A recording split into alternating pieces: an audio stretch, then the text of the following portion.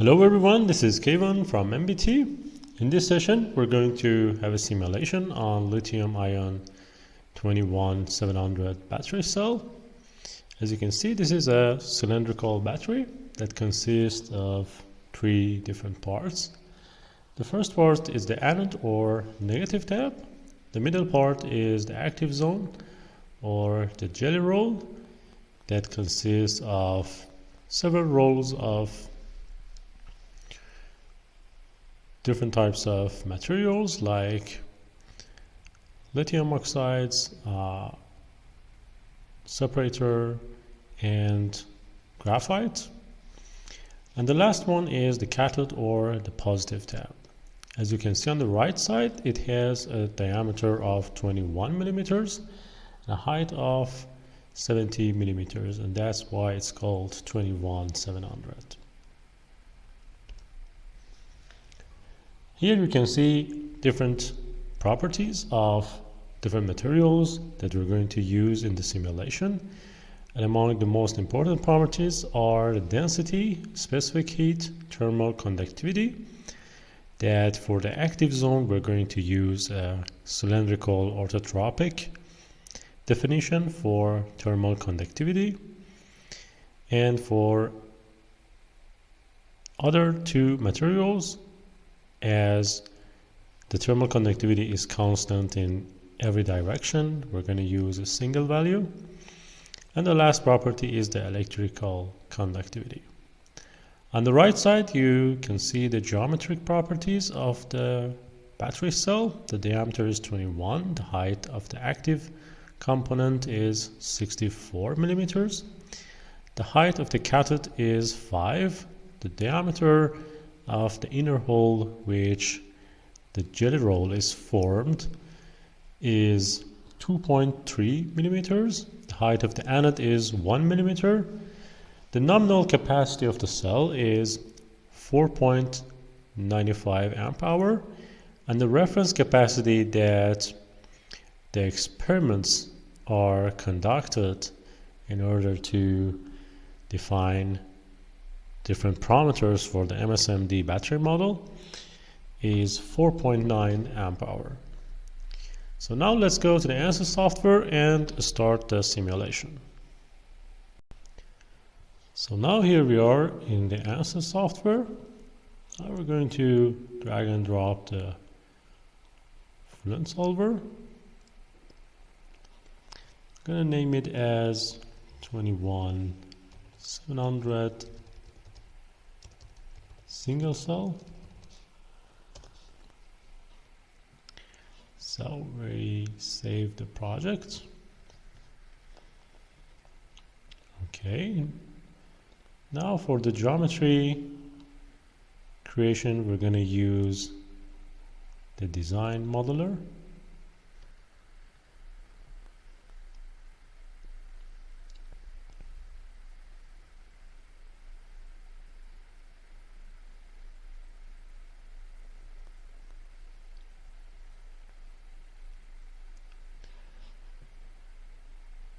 Okay, so first we're going to create the middle component or the active zone. So we use the XY plane and create a sketch. We name this sketch as active component.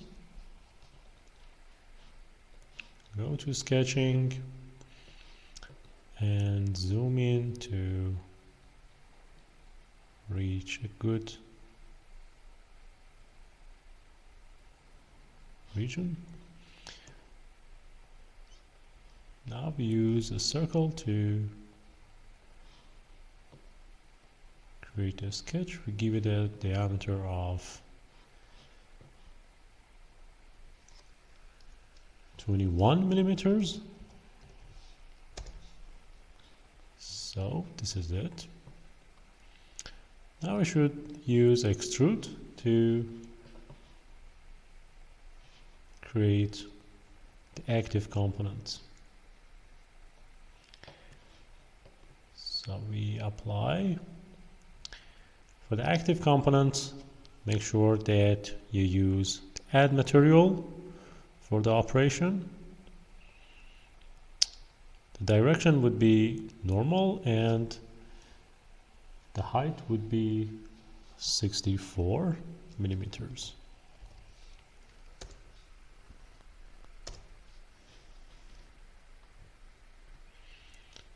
So this is a view, and we click on generate. Now we have the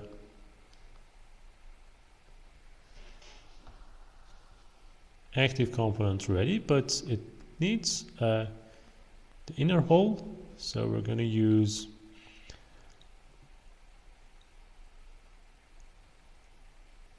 another sketch to create the inner hole. Go again to the sketching.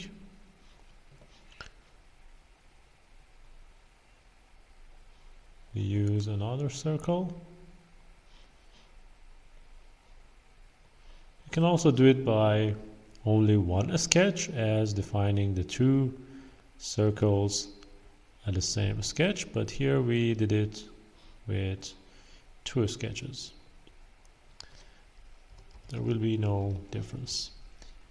So the hole diameter is 2.3 millimeters. So this is it. And now we're going to again use the extrude option, but here for the inner hole and for the operation we're going to use the cut material. The height would be the same, and we click on generate. So as you can see, we have the inner hole and the active component actually treated as a single material in ANSYS software for the battery simulation, so we don't consider the rolls around this central hole, and we treat the whole material as a single material. So now we go to the second part, and that would be the negative component or the anode. So we're going to use the same XY plane. We create a new sketch. We give it a name as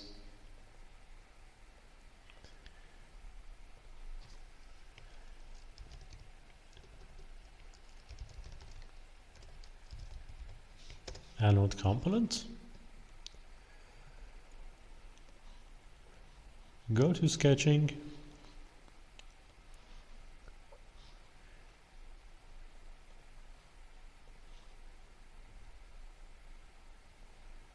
create another circle, give the dimension the same as the active component, and it is 21 millimeters.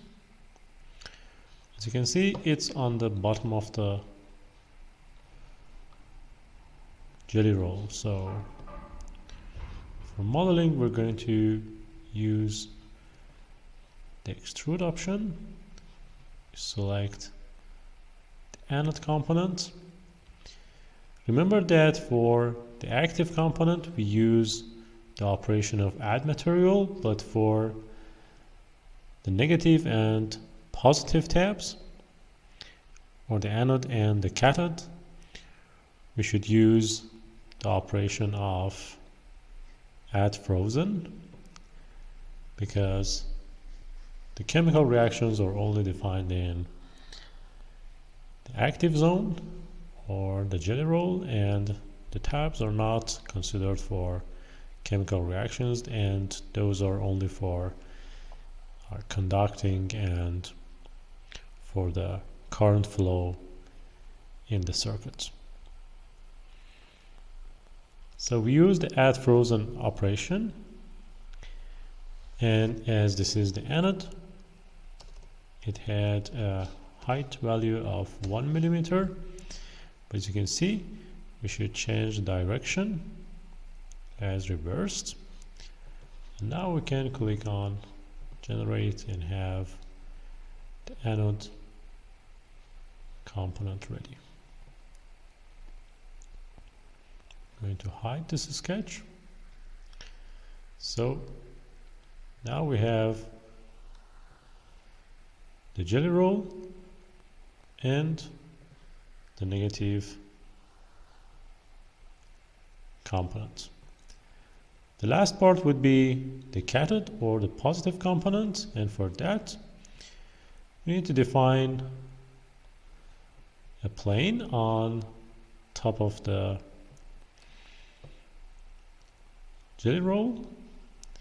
So we're going to use the XY plane as the base plane, and for the transform we're going to use offset from Z, and the value would be the height of the jelly roll, and that was 64. So you can see the plane is moved up to the top of the active component. And now we click on generate, and now we have the axis here.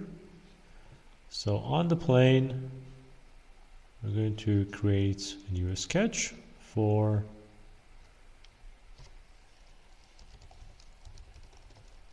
the cathode component,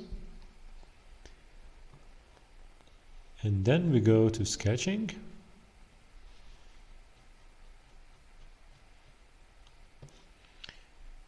create another circle with the same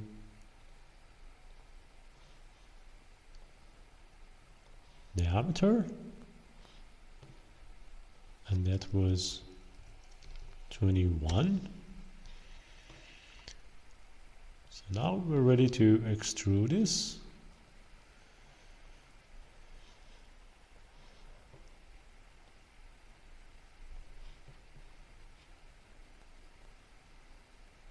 We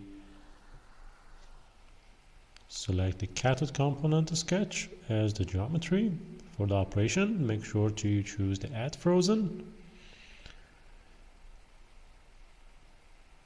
The direction is okay. The height needs to be changed, and we make it to 5. And click on generate. So if we hide this sketch, that would be the 3 main components of the battery. We have the positive component, the active component, and the negative component, and all of them are in solid.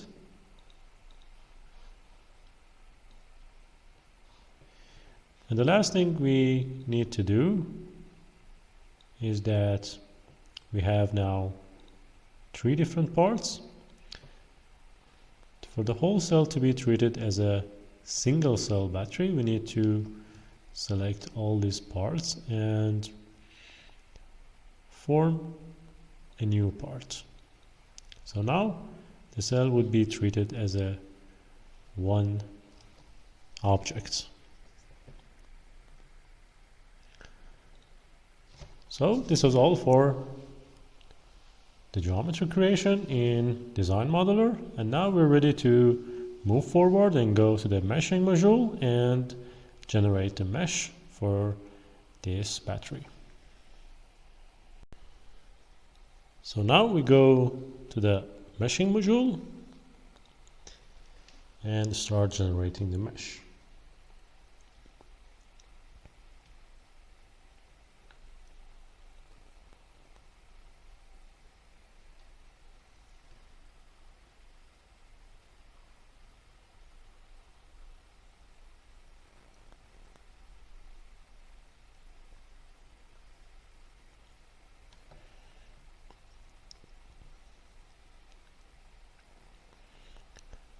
Okay, the geometry is loaded. For meshing, we're going to use an element size of 1 millimeter. And for the rest of sizing options, we use the default values. So we click on generate.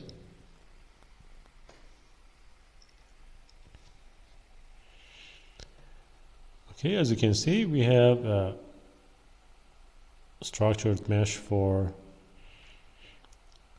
the active component and a non-structured meshes for the negative tab and positive tab, and that's a quite good mesh for this battery cell. If you want to do mesh studies, you can choose different element sizes for the battery, but for now and our simulation, this is a good mesh. And now we can go to define different components and give name selections to the model. So first we use the volume selection option. We start from the active component, give it a name as cell zone.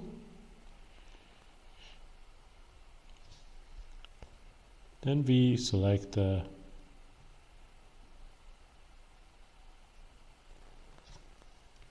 positive component and we give it a name as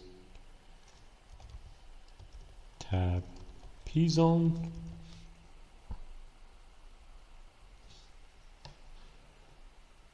And the last part would be tab N zone. Okay, as you can see, we have the name selections for 3 parts. The last thing to do is to define the tabs. So this is going to be positive tab or tab P.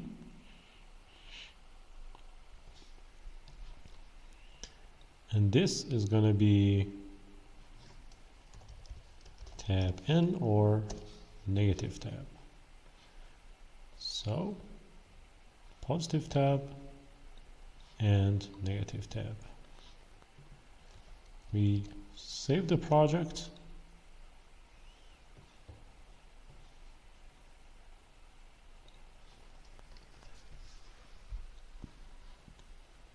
And now we're going to go to the Fluent solver and start the simulation setup.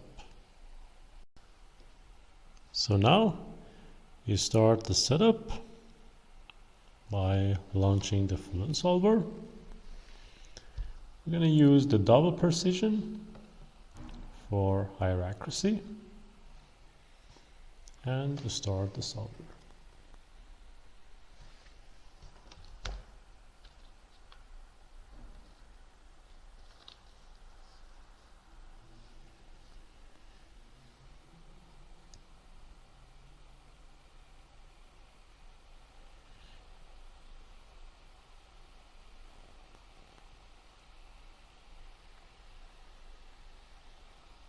It's going to take a while for the mesh to be loaded.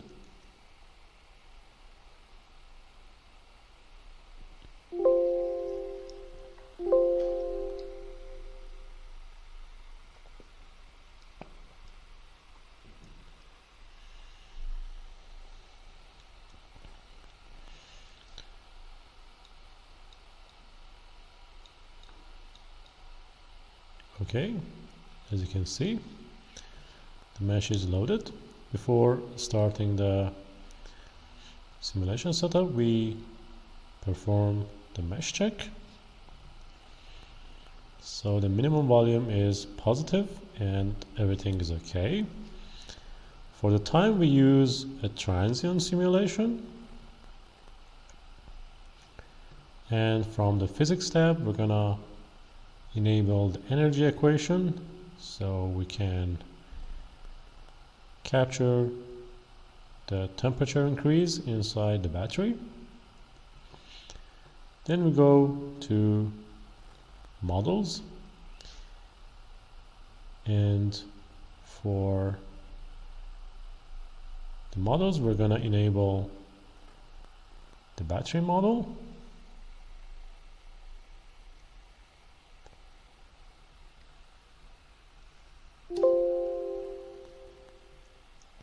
Okay, it says that available material properties or methods have changed.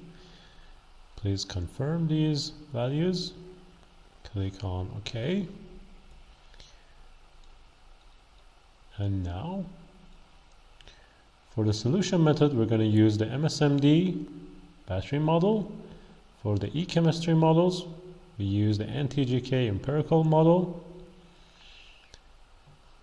The nominal cell capacity, as we stated before, it's 4.95 amp hour. The C rate, we can keep it as 1. The minimum stop voltage, we define it as 2.5, and the maximum stop voltage, we can increase it to a value like 6. But here in this simulation, we're going to use only the minimum stop voltage, as we're going to conduct the discharge on the battery. Next, we use different components to define our conductive zones, but these are not available here, so we should go to the cell zone conditions and define our zones to solid materials. So the cell zone is now fluid. Define it as solid. The same for the negative zone.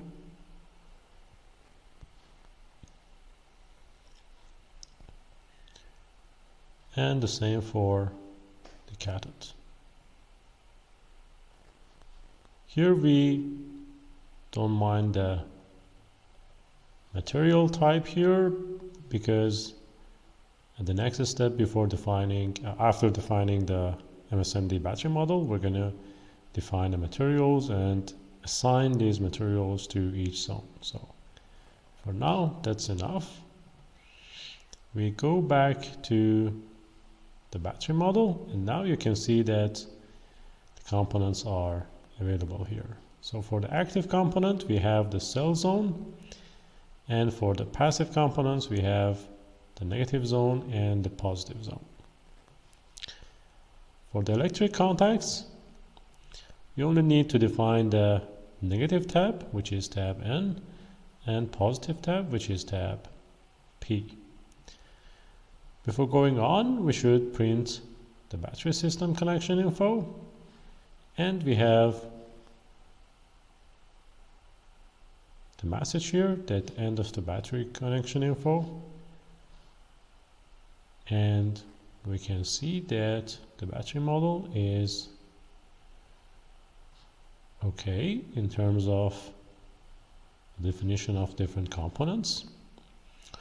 Next, we go to model parameters.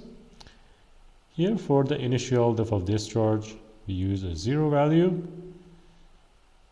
and for the reference capacity, we give it a value of 4.9 amp hour. For the U coefficients and Y coefficients, we're gonna use the parameter estimation tool. So for that, we click on parameter estimation. You can see that the testing battery's capacity is 4.9 as we stated here for the reference capacity. For the number of DoD levels, we're going to use a level of 10. And now we're ready to load. The capacitive fade effect is also enabled. Now you load the discharging files. So we go to our main folder. These are the discharge curves for different C rates from 0.2 C rate, 0.4 and 1.01. These discharge curves are plots of the discharge, the voltage of the value of the battery cell in time in a definite value of the temperature. So for example, in 300 kelvins we conducted several discharge operations and we have measured the voltage of the battery and we created these text files. So we select the discharge curves and click on OK. Now the parameter estimation tool can fit the parameters into the U coefficients parameters A0 to A5 and B0 to B5. So click on fit parameters. You can see that the numbers are changed according to the discharge curves that we have provided for the parameter estimation tool. So now click on OK. Now again click on OK to define the battery model. Okay, again we have the message of available material properties and that's okay. As you can see here we have the values for the U and Y coefficients and everything is defined, so we can go on and go to the material section. If you provided wrong data, wrong experimental data for the discharge curves, for example the value of Y coefficients would be negative or you get some infinity values for these coefficients. So you should revise your discharge curves and again use the parameter estimation tool. So for now it's okay and we can go on to define our materials. So we have different materials. Here 3 materials for the active component and 2 passive components. So we're going to use the aluminum. Give it a name as active material and a chemical formula as A_M. For the density it would be 2560. CP would be 1000. Thermal conductivity, as this is for the jelly roll, we're going to use an option of cylindrical orthotropic. So the axis origin is 0, 0, 0 and the axis direction is along the z-axis. So for the radial conductivity we give it a value of 1, and for the tangential and axial conductivity values we give it a value of 25 and click on OK. And for the electrical conductivity we're going to use a defined per UDS option. So for UDS 0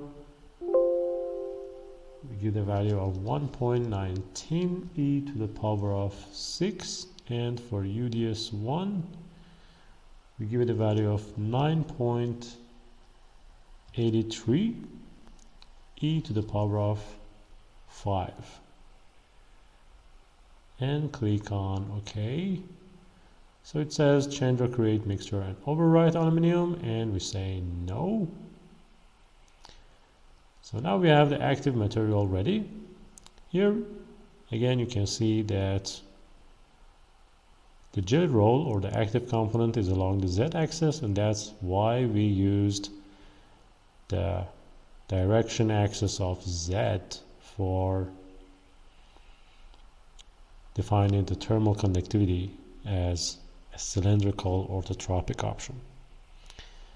So now we're ready to move forward and define the second material for the anode, and we give it a chemical formula of N_M as negative component.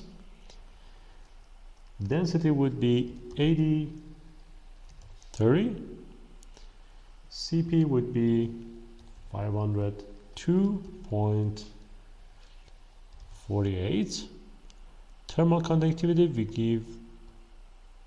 give it a value of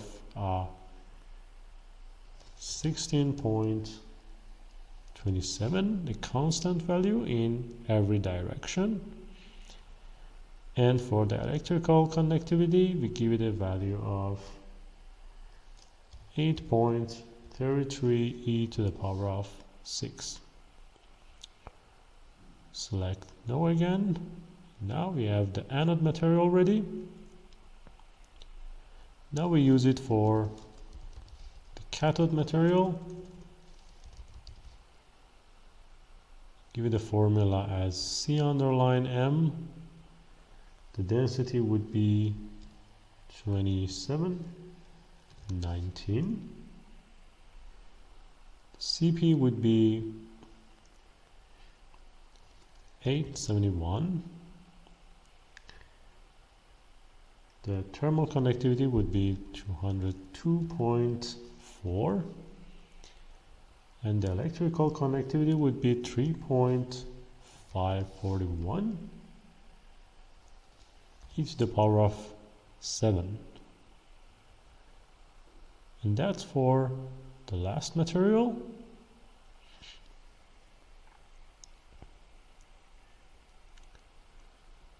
The air would be as the fluid around the battery cell for convection.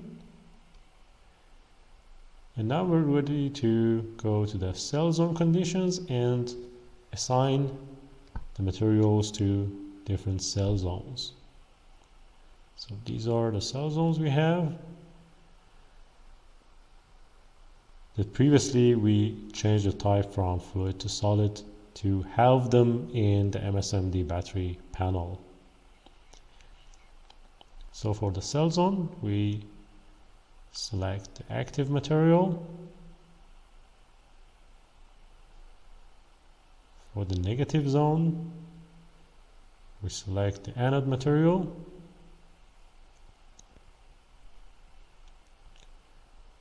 And for the P zone, we select the cathode material. Next, we go to boundary conditions.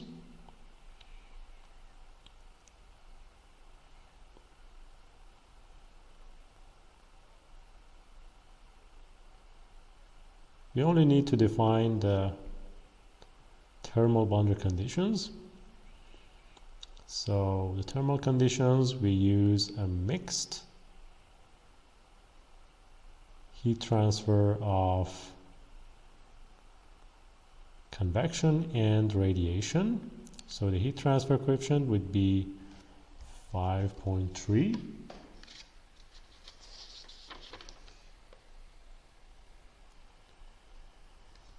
The temperature, we keep it as the free stream temperature would be 300. The external emissivity of The battery shell would be 0.8. The external radiation temperature would also keep it as 300 and the rest as 0, and click on apply. So you should define the same boundary condition for other walls, but here the type of wall, here we use the option of copy to copy the boundary conditions from tab N that we previously defined, and select all the walls and copy.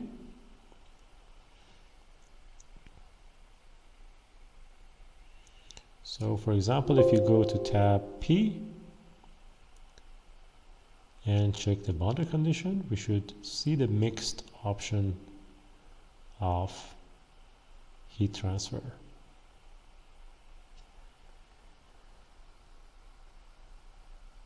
So now we move forward and go to methods. We use the simple form of scheme for the simulation, but for the user scalar 0 and 1 we choose a second order upwind to reach a higher accuracy.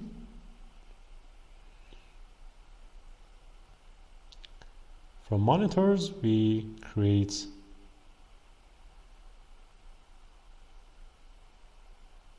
two report plots. The first one would be a surface report with area weighted average values of temperature. From the field variable we select the temperature and static temperature for the cell zone. We report the file, report plot, and print to console, and click on OK. So this is for the first plot. The second plot would be for voltage, and we give it a name as phi. Use the same area weighted average option. For the field variable, use the battery variables, and for the variable definition, use the cell voltage and click on the wall cell zone. Again, report file, report plot, and print to console, and click on OK. So we will have two report plots of temperature of the cell and voltage of the cell.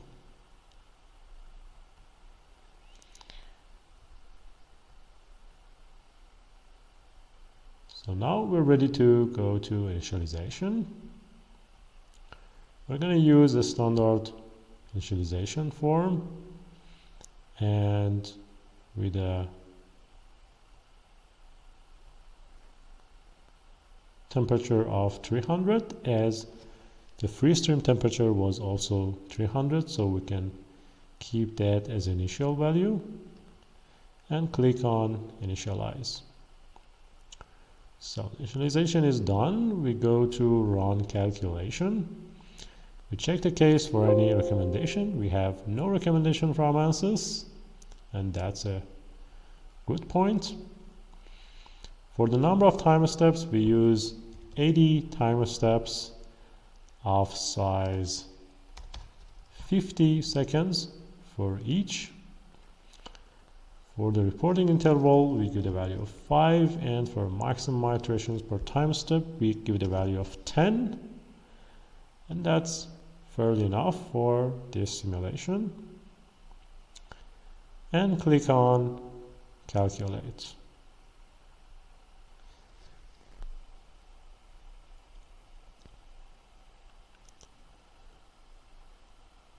As the battery mesh size is not large, you can expect a very fast convergence of residuals.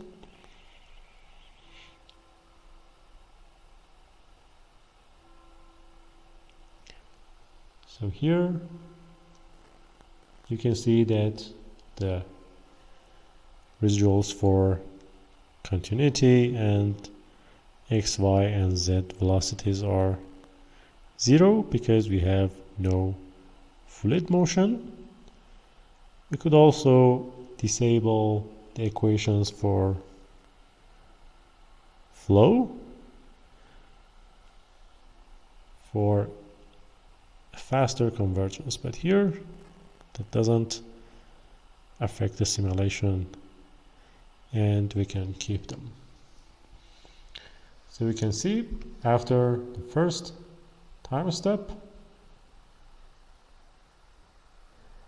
we have the temperature report plot that shows an increase of the temperature over time, and for the cell voltage we have a reduction that defines the discharge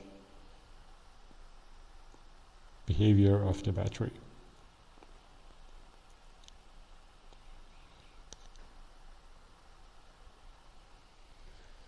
So this was all for the modeling of cylindrical battery of type 21700. I hope you enjoyed this session. If you have any questions, you can always reach us by email. We look forward to receive your valuable comments and suggestions for further complex and useful projects. So I hope you find it well and have a good day.